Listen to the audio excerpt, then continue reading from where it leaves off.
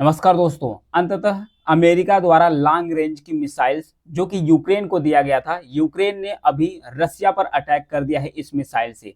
जैसे ही इस मिसाइल से रसिया के ऊपर यूक्रेन ने अटैक किया है, तो व्लादिमीर पुतिन अपने परमाणु डॉक्ट्रिन्स में बदलाव लाने के लिए एक मंजूरी दे दी है। रसिया के राष्ट्रपति व्लादिमीर पुतिन कहे हैं कि कोई भी गैर न्यूक्लियर पावर कंट्री अगर न्यूक्लियर पावर कंट्री के सपोर्ट से कोई भी मिसाइल्स हमारे देश में दागता है, तो रसिया उसे न्यूक्लियर वार समझेगा और उसका जवाब न्यूक्लियर वेपन से देगा रसिया। तो इन सब सारी चीजों का बदलाव मंजूरी दे चुकी है। तो क्या कहा जा रहा है कि क्या वर्ल्ड वार 3 की शुरुआत हो चुकी है, क्योंकि रसिया के जो पूर्व राष्ट्रपति है उनके द्वारा तो कहा जा रहा है कि ये वर्ल्ड वार 3 की शुरुआत हो चुकी है, जिसकी शुरुआत अमेरिका के राष्ट्रपति जो बाइडेन ने की है। जो बाइडेन ने क्या कहा है, जो अभी लॉन्ग रेंज की मिसाइल है, इन्होंने अनुमति दे दी यूक्रेन को कि यूक्रेन रसिया के अंदर जाकर अटैक कर सकते हैं। 6 मिसाइल्स, जो 6 टैक्टिकल्स मिसाइल थे, ये बैक टू बैक रसिया के ऊपर फायर की गई थी। जब रसिया के ऊपर फायर की गई थी, हालांकि रसिया ने क्लेम किया है कि इसकी जो 5 मिसाइलें हैं, इसको हवा में ही मारकर डिस्ट्रॉय कर दिया है। सिर्फ एक मिसाइल रसिया के इलाके पर गिरी है। उसके बाद रसिया ने तुरंत अपना जो परमाणु डॉक्ट्रिन है उसमें बदलाव लाना शुरू कर दिया है, और मंजूरी दे दी है कि अब न्यूक्लियर वेपन्स, न्यूक्लियर हथियार का इस्तेमाल रसिया अब कर सकता है उस देश के खिलाफ जिसने गैर जो न्यूक्लियर पावर कंट्री है, किसी न्यूक्लियर पावर कंट्री के सपोर्ट से हमारे ऊपर अटैक किया है। रूसी राष्ट्रपति पुतिन ने सितंबर में ही अमेरिका को धमकी दी थी, अगर अमेरिका ने लंबी दूरी की जो हथियार है इसका इस्तेमाल करने की मंजूरी देता है तो परमाणु जंग छिड़ सकती है। ये जो मिसाइल दी गई है जिसका नाम है अटैकम्स, इस मिसाइल का नाम है army tactical missile system, army tacticals missile systems, जिसे शॉर्ट फॉर्म में अटैकम कह सकते हैं। तो इस मिसाइल को मंजूरी दे दी गई है। इसकी जो रेंज है ये 300 किलोमीटर है, यानी 300 किलोमीटर के अंदर वो किसी भी इलाके को आसानी से डिस्ट्रॉय कर सकती है। अगर इसकी खासियत की बात किया जाए कि इसकी क्या खासियत है, तो ये फिगर में देखिए, इसका जो विंग स्पैन है, यानी कि जो इसका फैन वाला इलाका है, लगभग 55 मीटर का है। लंबाई इसकी 13 मीटर है और इसकी फायरिंग रेंज है 300 किलोमीटर। 300 किलोमीटर के अंदर किसी भी टारगेट को आसानी से हिट कर सकता है।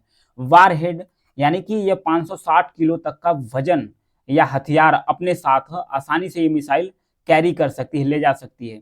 1670 किलोग्राम का इसका मास, इसका वजन है। ये जो मिसाइल है, सिस्टम है, इतना खतरनाक है, ये कहीं भी गिरेगी तो ये कुछ 300 किलोमीटर का इलाका जो है उसे खत्म कर सकती है।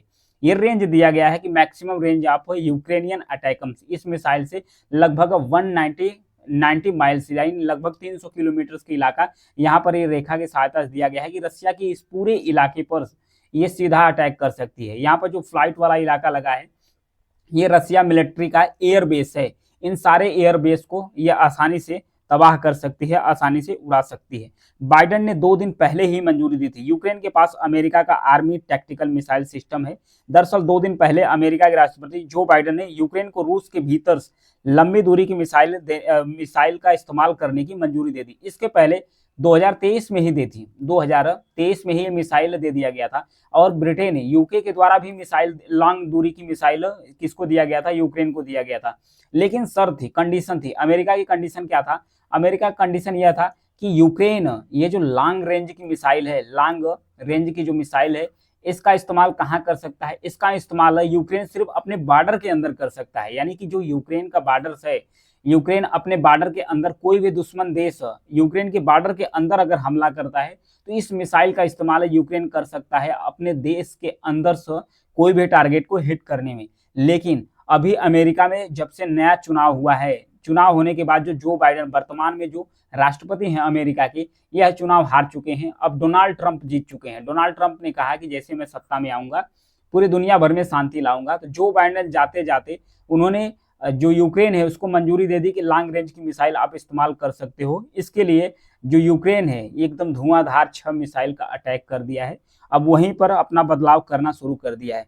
फिर उसके बाद जो यूक्रेन से सटे कुछ देश हैं, रसिया से भी सटे देश हैं, जिनका नाम है नॉर्वे, स्वीडन, फिनलैंड, इन्हें भी डर लगना शुरू कर दिया। ये भी अपने नागरिकों को कह रहे हैं कि आप अलर्ट मोड में रहो, क्योंकि 2 दिन कि जो युद्ध हो रहा था, यूक्रेन का युद्ध हो रहा है, इसके कुछ ही दिन पहले ही जो रसिया है, मतलब कि नाटो सदस्य देश, नाटो की सदस्यता ये नॉर्वे और स्वीडन के द्वारा ग्रहण की गई थी।